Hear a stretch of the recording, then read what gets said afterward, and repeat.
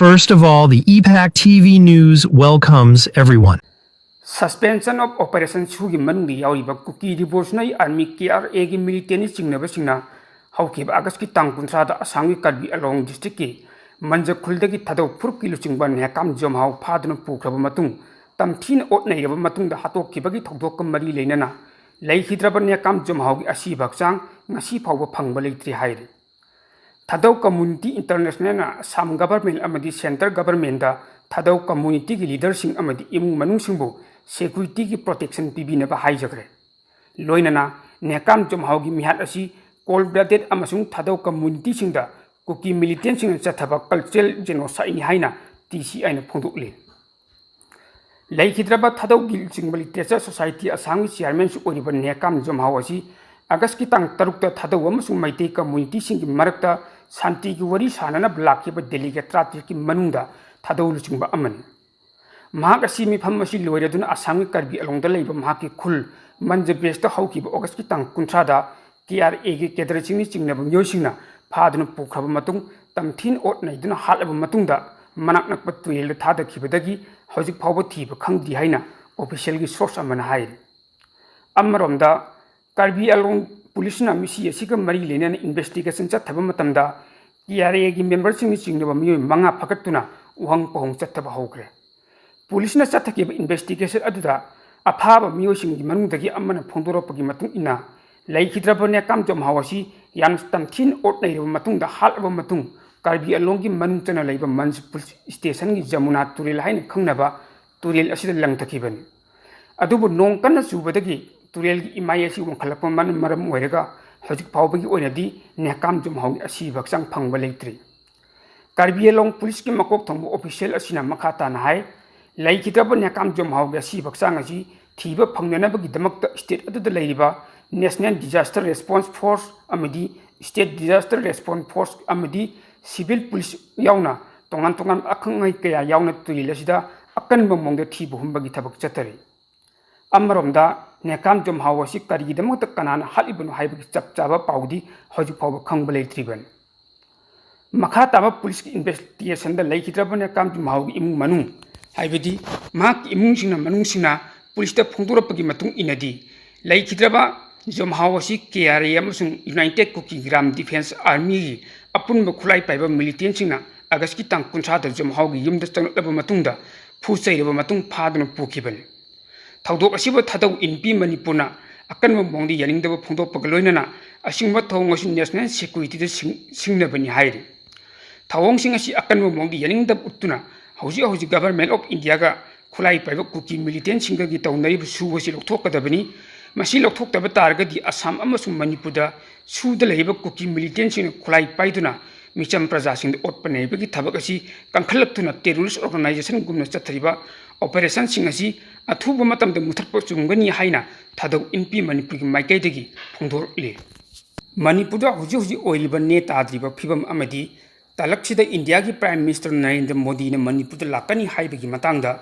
Imphal da namit khudingi phongliba pauchi ama oiliba Naharol Thaudangi editorial kalamda kari hairi haibadu yengminase Manipurda tholiba lalasi matangda wahi machit amata phongdu uyadaba tanatana state asida lakhidraba Bharat ki Prime Minister Narendra Modi na handak September thagi ahanba sayolda laklabi yai haibagi wafam ama pawnil khol oina thokle mahakna kariyamba state asida lakpa taragadi thokliba irang asigi warosil amadi soidana putlagani haibagi thajaba chawna leinaribani matang sida thokliba wahang amadi haukiba sahi ani khara henba asida Manipur ga mari leinaba wafam amata phongdo haibi yadaba tanatana tuminna lesingraba Narendra Modi na Lakadoriba asida nungi oiba wan thok kari leibagi haibasisu hangnaktabu natte Manipur hauji center gi makhada president rule gi lengak cha thadum leiribani state asigi lifeline oiba national highway animaksu lengak ka su tongreiba kuki khulai paibasing thingjinduna thambata natana maite yamata kuki taba lamphawr ga chatpa yaroi haibagi akan wafam thamlaga leiribani national highway haibasi state lengak ki jurisdiction manung leite center lengak ki makhada leibani National Highway Protection tawbagi thabak kudimak central government tawgadaban lambi asida aid apan pirakpa amadi nongmada changdaba yadraba polam sing haibadi essential commodity sing pusilakpa matamda athingba piba amadi aid apan pirakpa kudimak shoot at site haibagi order tawam thokpani अदुबु सही अनि मखाई फजिलक्लब मणिपुर की इरांग असिदा Bharat लेंगान करिगुम अमता येंगदब मखै Meitei पुरुपु चफु मनुंग योक्लग थंबंगागुम उबीबसिदी अचुम खोंथांग नत्ते state असिगी lifeline ओरिबा हाइबबु national highway अनि असिगा नोंथक्की लंबी असि खक्तनि तंगाई फदब चत्तब Yadav खुदिमक नोंथक्की लंबीदु ओइना चटली flight की ticket ना अतिया पक्न वांगरे मसिना मरम ओइरगा चमना हिंजरिबा मियाम पुनमकी पुंसीदी अदुक्की मति वाहल्ली पुनमक असि भारत लेंगान मंगजौना येंगबीदबा अमदी लैरिब इरांग असि मतम चाना लोइसिननब होटनदबगी माहिना मणिपुर की मियाम असि बीजेपी ना लुचिंग बलेंगा असिदा अदुक्की मति वरोरिबनि मसिगी खुदम हाइबबु ममांग पांथोक्किबा लोकसभा इलेक्शन दा सीट अनि खक लेबा मणिपुर की एमपी खनबद बीजेपी के कैंडिडेट खुदिम इंथुरमलब मतुंगदा कांग्रेस की म्यूट अनि थगतखिब अदुनि मियाम की मेंटेन पीखब रिजल्ट अदुगी मतुंग इनदी बीजेपी ना मणिपुर की मियाम द वाहलीबसि पेंद्रे हाइबनि पेंदबगी चपचाबा पाखुम अमा लोकसभा की मिखल अदुदे पीखिबनि हाइना लौबि याय लाकदरिबा कुमजा 2027 दा पांथोक्कनि हाइना थाजनरिबा 13 सुब मणिपुर असेंबली जनरल इलेक्शन दा बीजेपी की म्यूट कया यामना करक्कनि हाइबसि कैलकुलेट तौरगा येंगबदा मसिंग याम यामगदबो मनसिलक्त्रे पुनमगसि भारत लेंगाक अमदी मणिपुर लेंगाक ओहेनखिबा ngaktani हौकिबु कुमजा 2023 की मे गी तंग अहुमदे थोकिबा थौदोक अदु नुमित अदुमक्तता मणिपुर लेंगाकना भारत लेंगाक की अयाब लौरगा लोसिलंबा याबन इम्फाल मनुंग इमा कैथेल खरना डेमोक्रेटिक ओइबा मोंगदा रैली चटपा मतमदना मतम अदुगी स्टेट लेंगाकना मखोगी ओइबा मतिक मथौना चपचाना उथोक्तुना थिंगनना होटनबदा इमा इबेल कया असोपनंग यावखिबन चुराचंपुरदगी कुकी खुलाई पाइबसिंग अमदी अचुंगी कंबुसिंग लाखिबा मखोई खोंचत अदुना तोरबुंग बंगला योरप मतमदा मैतैसिंग युम मै थाबत नतना मियोय कया हाटखिबा अमदी मसिंग खंगदब नोंगि मरु कया अमा कापसिंदुना मैतैसिंग तनखाइरखिबा अदुदा मणिपुरदा लैरिब स्टेट फोर्स अमदी सेंट्रल फोर्सिंग थाजिंदुना इरांग हौलिबसिंग अदुबु कंट्रोल तौननबु होटनरमलगदी हौजिक लैरिब इरांग असि लैरमलोय खल्ले ओ इबोबिना चीफ मिनिस्टर ओइरिंग मतमदा चुराचंपुरदा हौरखिबा मियाम इरांग अदु कंट्रोल तौननबु होटनबदा कुकी मपन सीखि अदुक चावना हौरखिबा इरांग अदु मतम चाना कंट्रोल तौबदगी का हेना थौनिंगदब थौदोसिंग मखाताना थोखिदे मसिनी मतिक चाबा लीडर अमना तौबंगम सासल हाइबसि एनएसएन आईएम की जनरल सेक्रेटरी थुंगाइलेन मुइबाना मणिपुर लाकनी हाइबगी मतंगदसु मतम अदुगी चीफ मिनिस्टर ओक्रम इबोबिना लौखिबा फिरेप लुसिंगमु खुदिमना तमजनिंगाई ओइबा ngaktani भारत लेंगाकना करिगुम मुइबाबु नमदुना चंगलप तारगसु माकी लेवल द मपुंग फाना थेंगनगनि मदुदा आई फम थदोकपद चिंगनब लेति हाइना थौना फना लुसिंगबम ओइबगी मतिक मयाई मयामदु आई हौखिबा उठखिबा ngasiदी स्टेट असिगी लुसिंगबसिंग मतौ तम ngamjadi सिंहासन मुन्नबगी लांद ओइना माइ ओचिंखिबदगी प्रेसिडेंट रुलगी लेंगाक अम ओइना मणिपुरगी मियामद खुदुल तंबीरी मतंगसिद लाक्लिब वफम अमना हौजिक मणिपुरदा लैब इरांग असि लोसिंद्रिंगाई ममांगदा प्राइम मिनिस्टर नरेंद्र मोदी ने मणिपुर लाकनी हाइबसिदी मणिपुर की इरांग लोसिननब लाप नत्ते लैरिब प्रेसिडेंट रुलगी लेंगाक असि लौथोकलगा पॉपुलर गवर्नमेंट अमा थमननब लापनि ममांगदा लैरिब लेंगाक अदुगी मनुंगदा यावरिबा एमएलए सिंग मरक्ता अमगा तिन्नब यादब खैबुंग तानरिबसिंग अदु पुंसिल हलगा अनौब लेंगाक अमा सेमनबगी थौचिल अमनि हाइना जनरि अमबु ओइरबसु प्राइम मिनिस्टर नरेंद्र मोदी ने मणिपुर लाकनी हाइरिबसि मदि यामना फै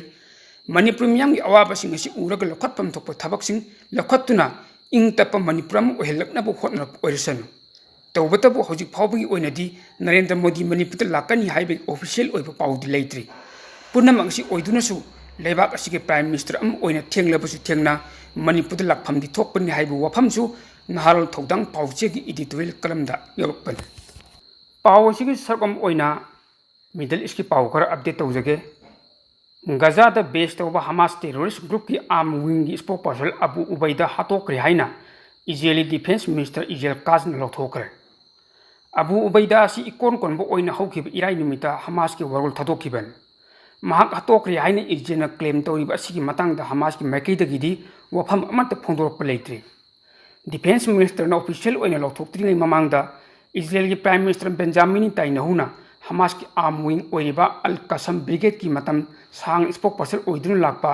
उबैदा असि इजरायली फोर्सना टारगेट तौखै अदुबु मार्क सीखरब्रा हाइबदुदि खंदोप ngamdi हाइना फोंदोरखि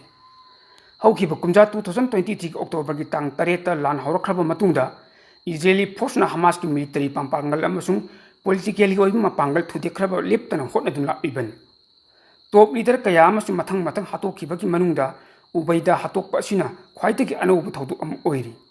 मरक असिदा गजा स्टेट लोकल हॉस्पिटल सिंह फोंदोरकेबगी मतुंग इनदी हौकिबा पुंग कुनमरी असिदा इजरायली फोर्सना पैलेस्टाइनियन 94 हातोकरे मखोय अदु अयाम्बन गजा सिटी दा हातोखिबनी हाइरे गजा सिटी की ख्वाइदगी चाउबा सिपा हॉस्पिटल की पाउ मतुंग इनदी हॉस्पिटल असिगी मोक्ता असि बगजांग कुनमपन पुखलके